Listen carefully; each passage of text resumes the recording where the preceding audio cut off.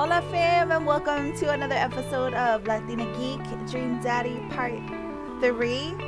I did re-listen to the audio and realized just how quiet I sound against the Dream Daddy intro, so hopefully this will fix it a little bit. I do want to give a little bit of an intro before I deep dive and dodge back into the storyline. So if you haven't already, I do have a Latina Geek Snapchat that I update every once in a while when there's events or I'm going to an art show. I'm going to expand a little bit on the arts and culture bit of this channel here soon. I've been talking about doing that for ages and I'm actually going to do it. If you haven't already, follow me on Twitter at Latina Scribbles. I do update it constantly, and from time to time I will post live tweets of when I'm watching Attack on Titan. I will avoid Game of Thrones because I don't want to spoil anybody on it. This is going to be a long one because yours truly is going to be on vacation from the 8th to the 14th, so I'm going to be gone, G-O-N-E gone, and I'm not going to be putting up a video for Sunday, or will I? Lastly, there are 2 events coming up for Seattle, so if you happen to live in this area, there is PAX. If you are a living, breathing human gamer, you know about PAX. PAX is coming up. You can also find me at PAX, and make sure to stop by the Geek Girl Con booth, which leads me to my next thing. Geek Girl Con is coming. It works my butt off. I'm actually part of the design department of Geek Girl Con, so if you see any of the updates on Facebook, on Tumblr, that is my stuff, based on the template by my wonderful leads, Angie and Allison. Anyhow, Geek Girl Con is at the end of September. Make sure to get your tickets. Support our little itty bitty baby conference. And with that, like I said, kiddos, this one's going to be a longer one. Just to make up for the fact that I may or may not be setting up to post on Sunday. Anyhow, let's get into it. So we met this super hot teacher. Woo! It's still morning. Ahem. He says, "You must be Alejandro. This period's almost over. Would you mind waiting in the back?" For you? No. Mr. Vega leads me in and I take a seat in one of the comically small students' desks in the back.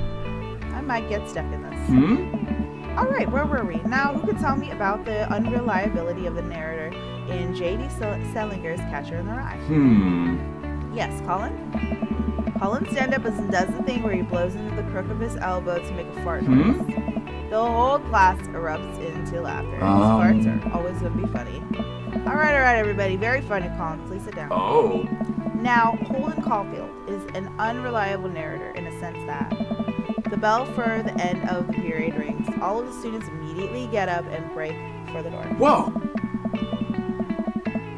Remember to do the reading and answer the response questions on page 194 in your book. Nobody's listening. Or not, I guess. I remember those days.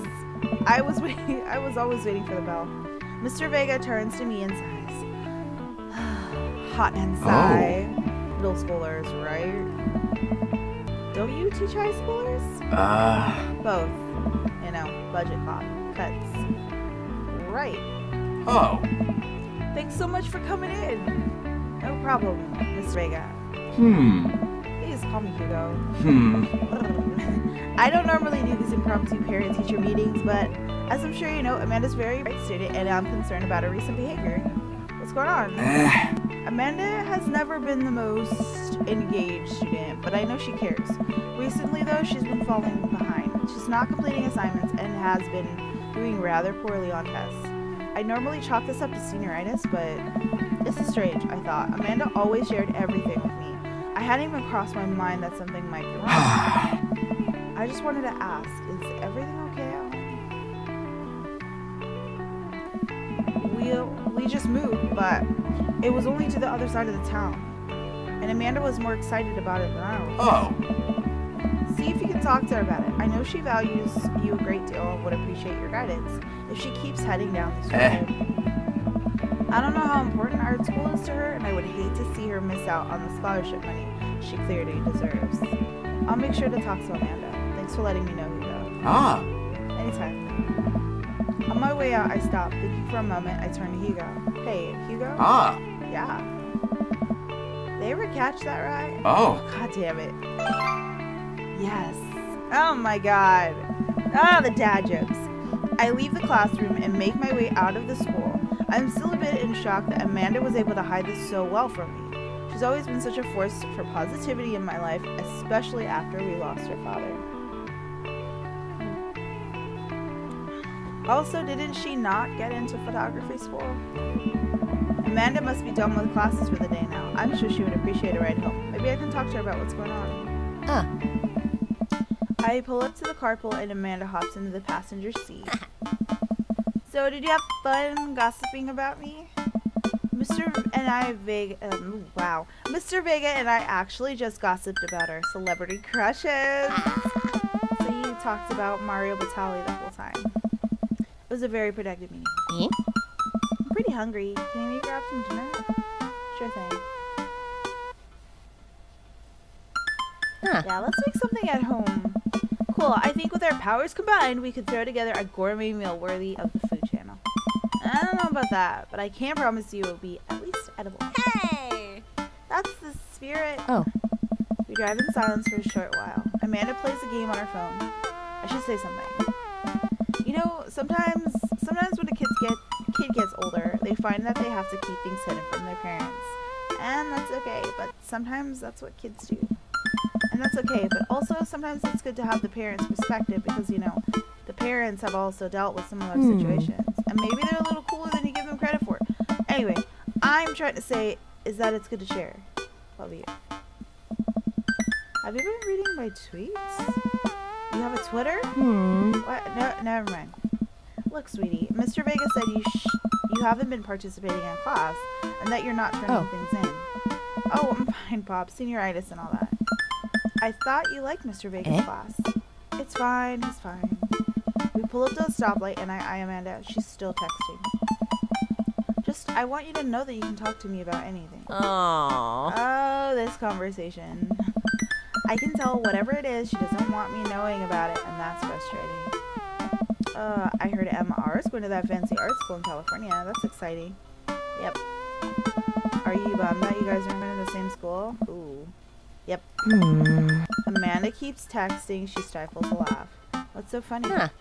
I don't think you get it. Okay. ... Who you texting? Noah. Who's Noah? My friend. Does he go to your school? Yep. Do you like Noah? Whoa! What? No. Dad, come on. Ugh. I can't believe you would... Dad. I mean, jeez. Why would you... Oh, now she's in denial. Okay. Gross. Sorry. Just asking. Dad, he's just my friend. Guys and girls can be friends. He's my friend. Okay. Jeez. This is going well. Well, good talk. Love you, kiddo. She leans forward and turns up the radio. I guess that conversation is over. Somebody's in denial. The only acceptable time and place for decaf is I didn't read it. Amanda and I get back home and start cooking some dinner. I found this artisanal makes it sound fancy, mac and cheese recipe online that I've been dying to try.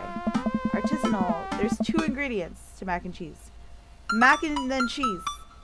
Dad, please try and enjoy the finer things in life. I think you of all people should be able to appreciate what one can do with cheese.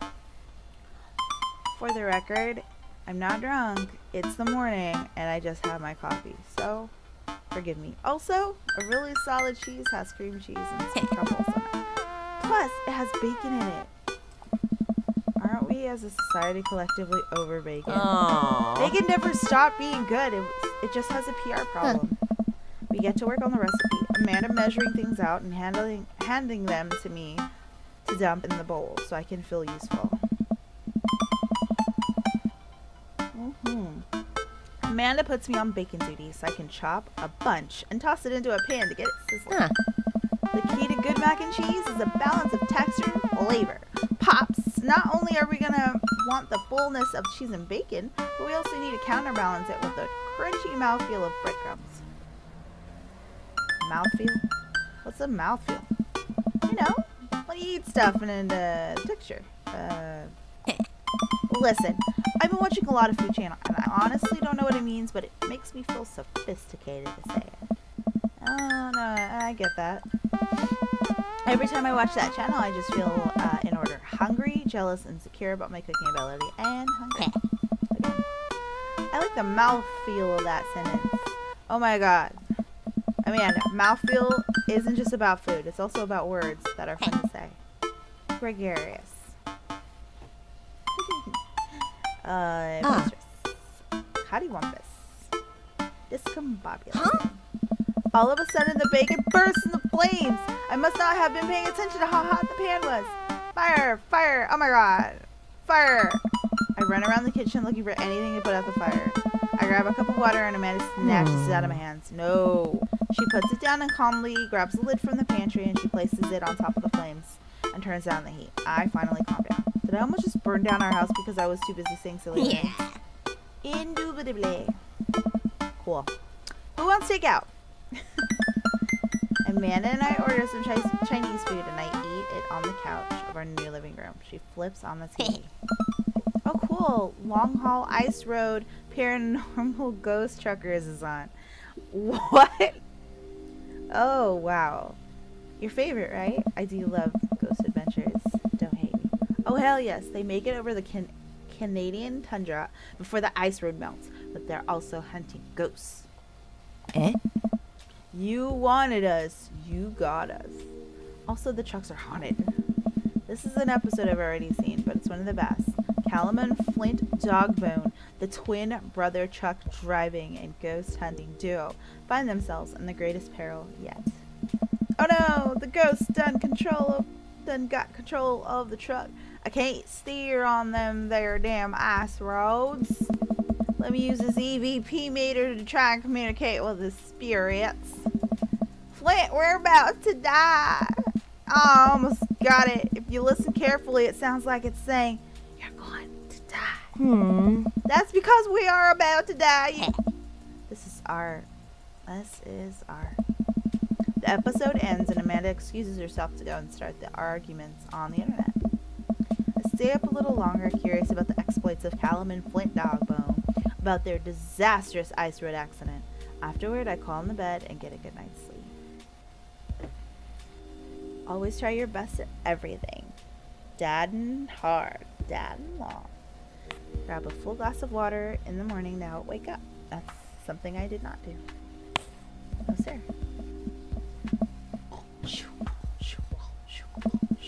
Morning, sleepyhead. 5 more minutes. You've never ever let me have 5 more minutes, so get up. Fine. We have cereal for our breakfast and spend the morning putting together furniture.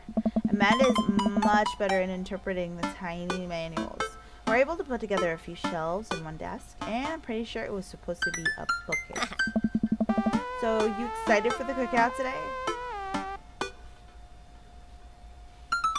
If there's food, I'm excited. I'm all over those terrible store-bought sugar cookies that everyone brings to parties. What is that? Yeah, those are bad. Which means there are more for me. Don't you want to meet some of the people in the neighborhood? I'll probably end up standing uncomfortably in the corner with a plate of food and hope that nobody talks to me.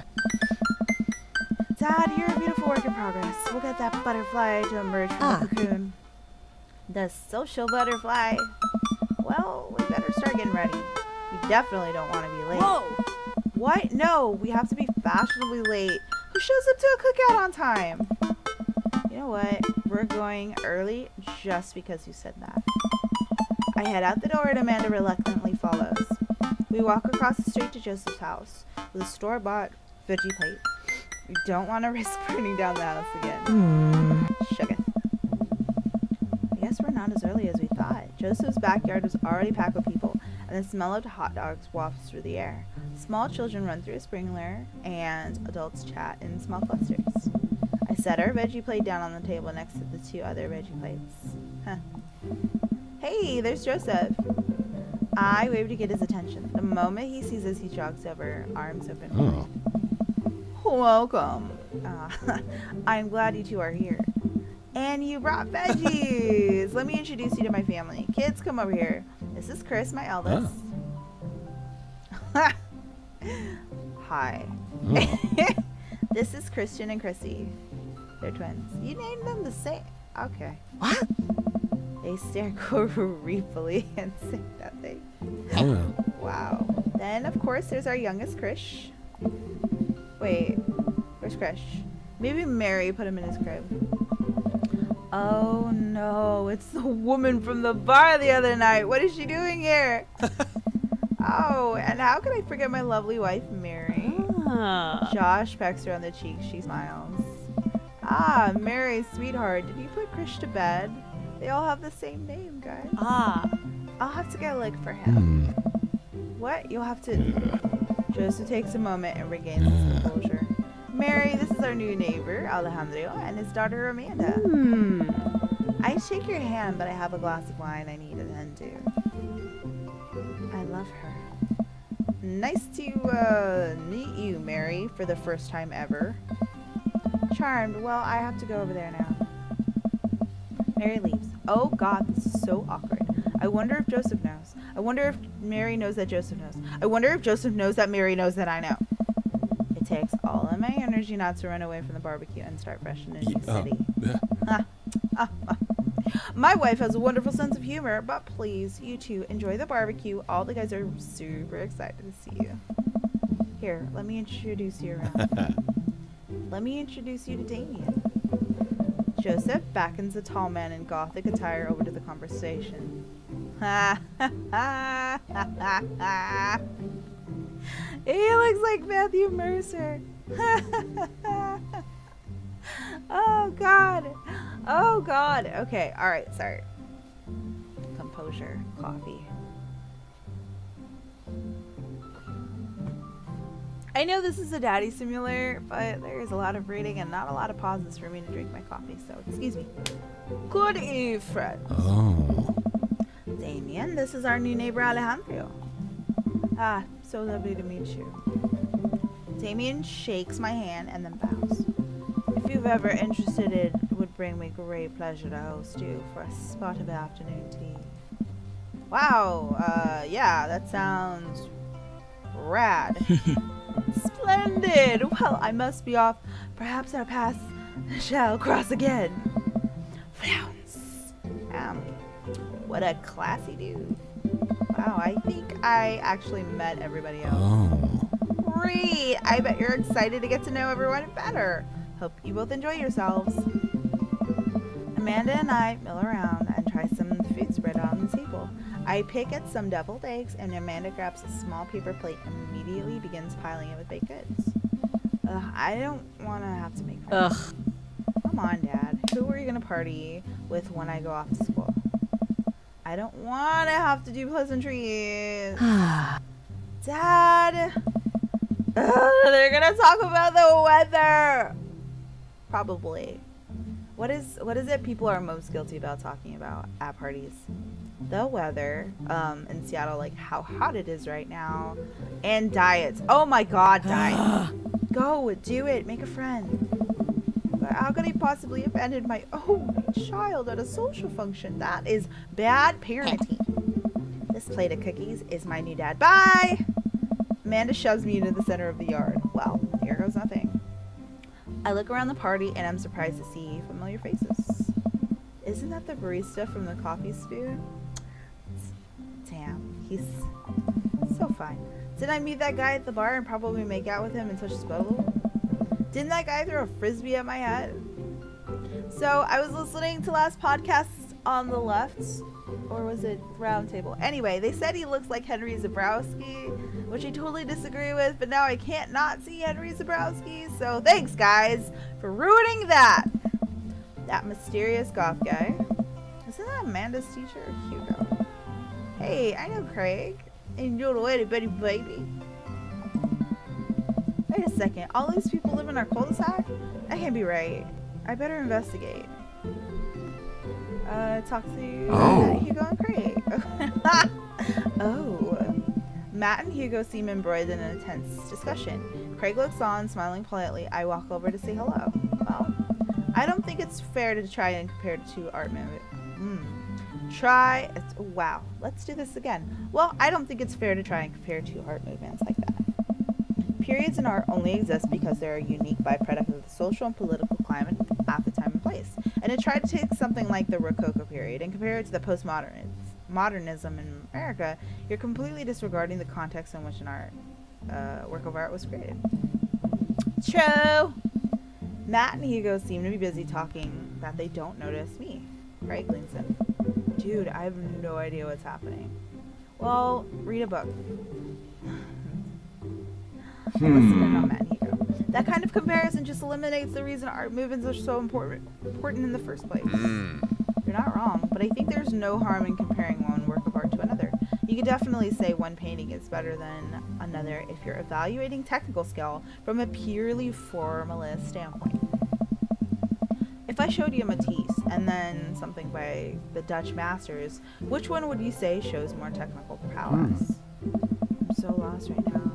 I shoot a worried glance over to Craig, who returned. Well, sure, you could say that the Dutch masters were technically more skilled, but I would argue that while Dutch masters were better painters, Matisse had better paintings overall.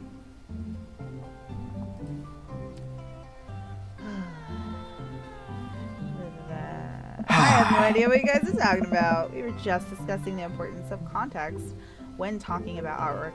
For the record, I do know what they're talking about, but it literally is comparing almost different music genres per art movement. But I won't get into that because you guys don't care. Okay. Listen, all I ask was if you like Van Gogh or Picasso. Hugo throws up his hands in frustration.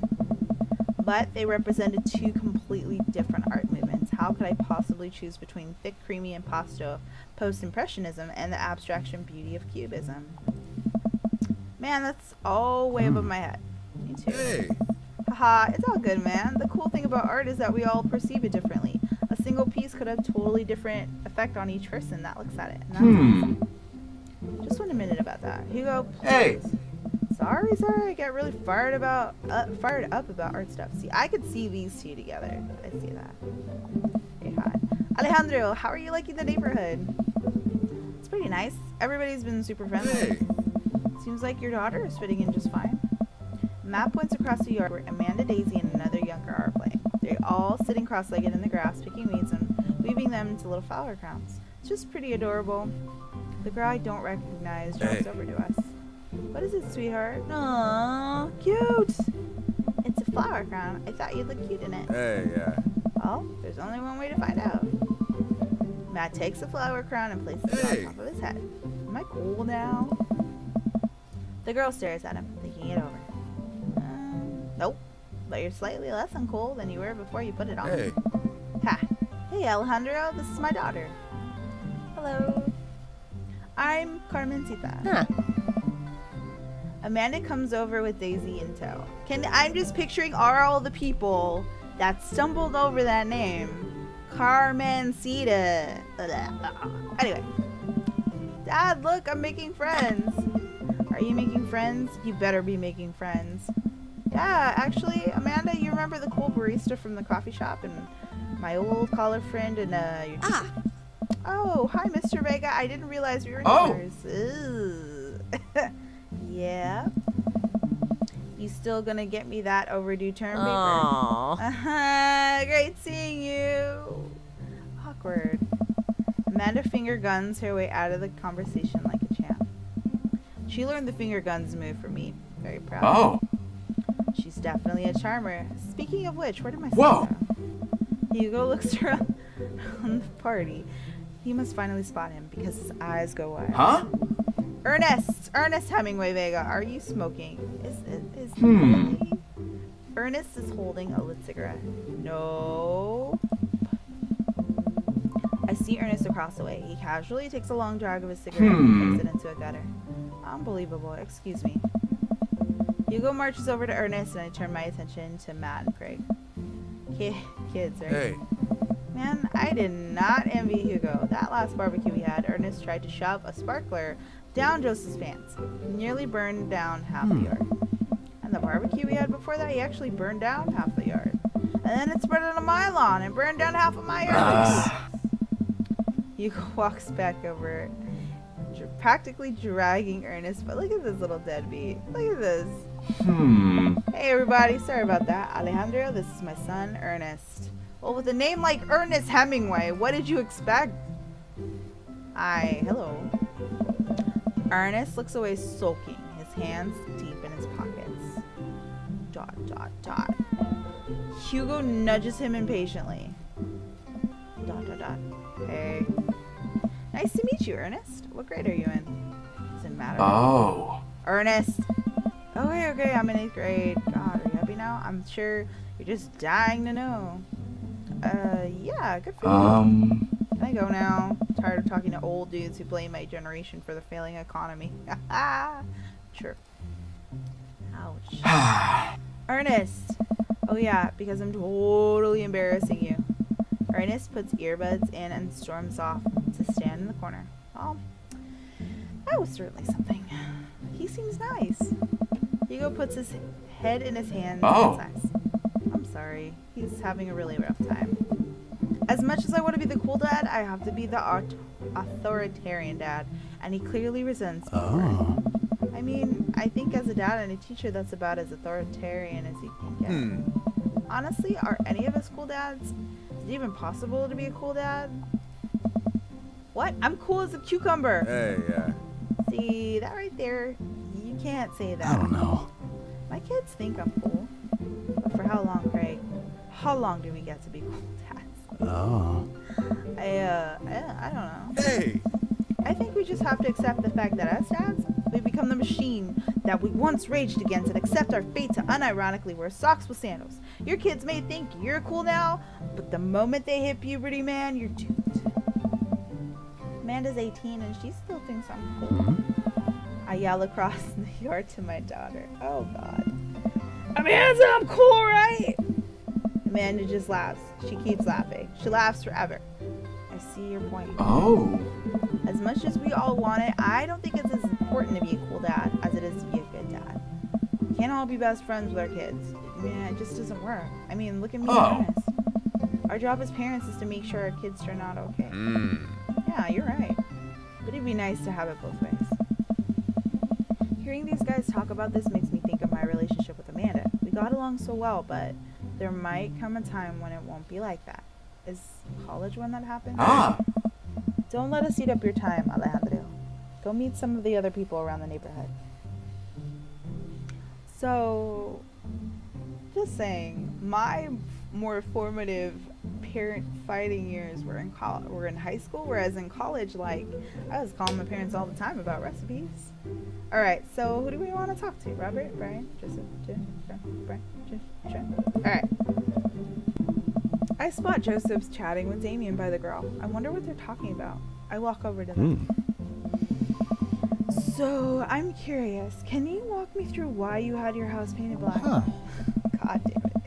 Where do I even start? The house stays warmer in the winter, provides an artistic contrast to the rest of the neighborhood, and it complements the crimson interior perfectly. It's definitely an interesting choice. I feel like the HOA would run against that. Thank you. I'm very proud of my abode. Alejandro, I was just having a conversation with Damien here about his aesthetic design decisions. Greetings once again, Alejandro. Do tell me about yourself. Are you new to the area? Yeah, my daughter and I just moved in the other day. Are you enjoying the party so far? Oh, definitely. Thanks for putting this on. It's nice to be in the cul-de-sac where everyone is so friendly and welcoming. Amanda walks up to the conversation. Hi, it's Damien, right? My name's Amanda. At your service. What a pleasure to meet you. Damien finishes his sentence with a flourish and a bow, producing a single rose and offering it to Amanda. There's always one. Amanda blushes and returns the gesture with a curtsy. Do you know how to treat a lady? Hello, Amanda. seemingly out of nowhere, like they do, Joseph's twin kids appear and, are you speaking in unison? Hey, won't you come and play with us? Huh?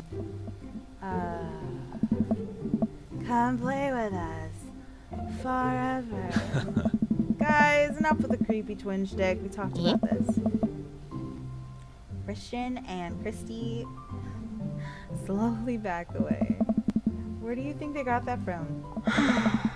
Mary pops in the conversation, wine in hand, as per usual. I don't know. Mary takes a long sip of wine. I think I might have taped over a VeggieTales VHS with The Shining. Who knows? She takes another sip of her wine, clearly over it. Where's Chris? Wasn't he with you? You had him a moment ago. She lost the baby. Guys, what is this? He's probably stuffing dirt in his mouth. He'll be alright. Toddlers ain't pretty resilient. Mary tips her glass to me. Ain't my first time to the rodeo. It's my fourth. Come on. I've squeezed four little. Sweetheart, would you mind doing me a favor and please find Krish? That would be great. Oh my god. I'm sure he is fine. He's a baby. Where is he gonna go? Mary. Okay. Geez. They're drinking her wine. Mary finishes her wine and wanders off. Dad, can we go now? Ah, Lucian, have I introduced you to Alejandro yet? He certainly takes after his dad. Hey, it's that punk from Amanda's school. I remember you. Whatever. There's no way for a young man to speak to his elders. Be polite. See, like I mentioned in the second video, if I was 14, holy smokes, that would have been my type. Lucian bows. Whatever, sir. Lucian bows again. Mr. Christensen, may I have a veggie burger, sir? Coming right up, bud. Are you vegetarian? Yeah. Make that 2 veggie burgers. Did you know that some people in the Victorian area were vegetarians? They describe carnivorous type people as blood lappers. That's really interesting, Damien. Joseph turns to the grill. Just a hint of a tattoo. A tattoo peeks out from underneath his sleeve. I can't believe I didn't notice it before. It looks like the bottom of an anchor. Whoa, is that a tattoo? Wow. A tattoo? Yep. It wasn't always a youth pastor, you know. That's so cool. Want to see mine? What? Lucian pulls back some rubber bracelets, revealing a lopsided 666 in black ink. My buddy gave me a stick and a poke tattoo last week. I think it's healing up pretty good. Lucian! We'll talk about this later. That's pretty cool. What's the significance of the tattoo? I don't know. I just thought it looked sick. God. Well, in my opinion, the only reason you need to get a tattoo is because you want one. Careful, though. That number carries weight. Man, Joseph is way cooler youth pastor than I thought. I just figured the youth pastor pops out of the womb with a Bible. I wonder what he did before preaching. Burger time! And without further ado, let's work some magic. Joseph closes his eyes, takes a deep breath, and gets to work. With the greatest of ease, he sets patties on the grill, flourishing as he flips his spatula in the air. It's easily some of the best grill work I've ever seen. You guys, did you hear that? You guys think this is my first time in front of a grill? He's working faster now, effortlessly tossing cheese and patties in the air, perfectly grilling onions on the side, one after another. The dads take notice and crowd around Joseph to admire his masterful technique. Probably didn't know this, Alejandro, but Joseph's known around here for his grillmanship. He's ungrillable. I'm so sorry. I understand you and subscribe because of this. Bro. I've tried to get on his level, but I just can't catch up. Hey. Let us keep studying. He has a rare quality about him. Are we done? No, Mustard, we keep talking about this. Can we just appreciate the artist? I've never seen him make a mistake. Okay, we need to stop. This is getting too much. Please, stop. Just Cut it out. All of the children at the party boo at the glorious display of buns in unison. Alright guys, the food's ready. Please form an orderly barbecue. Oh, I get it. Amanda groans. We all grab our food and hang out enjoying the perfectly cooked cheeseburgers. Damn. Shazay burgers. Man, it's wild how all of us dads live in the same cul-de-sac. Hey. And have not had an orgy. Kind of nice, isn't it? It feels like there's a community here. Totally helps when you're just a single dad trying to raise a kid. Oh. We're happy to have you here, man. I think you're gonna like this neighborhood. Oh. Plus, Amanda seems to be getting along with all the kids. If she decides to get into the babysitting game, she'll really make a killing. Hey, why don't you add us all on Dad Book? What? Dad Book? Yeah, it's a great social network for dads to keep in touch with each other. We're all on it. So if you ever need to reach out to anyone, it's the simplest way to do it. Sorry, I'm just an old-fashioned dad. Social media kind of goes over my head sometimes. Don't worry, Pops. I'll help you figure it out. The rest of the barbecue goes smoothly. We all trade stories and drink beer as our kids play on the lawn. Amanda breaks up a fight between Carmencita and those weird twins. I think they wanted her soul. Amanda and I walk back to our place as the sun sets over the neighborhood. Pretty fun party, don't you think? I mean, I got a burger in me. Sweetie, if I can impart any sort of wisdom upon you right now, and not that this was a bad situation, but if you're ever in an uncomfortable situation, always look for the silver lining. The silver linings get you through to the other side. We ate rockin' burgers today. It was good. Amen. Well, hey, at least you met some other cool dads. You should hit them up on Dad Book. Maybe I will if I ever figure out how social media works. Alright, kiddos. We're going to wrap this up here. If you liked it, if you want a little bit more, please let me know. I was thinking about doing a live stream a little later today. But anyhow, remember, make sure to like and subscribe if you haven't already, and share with your pals.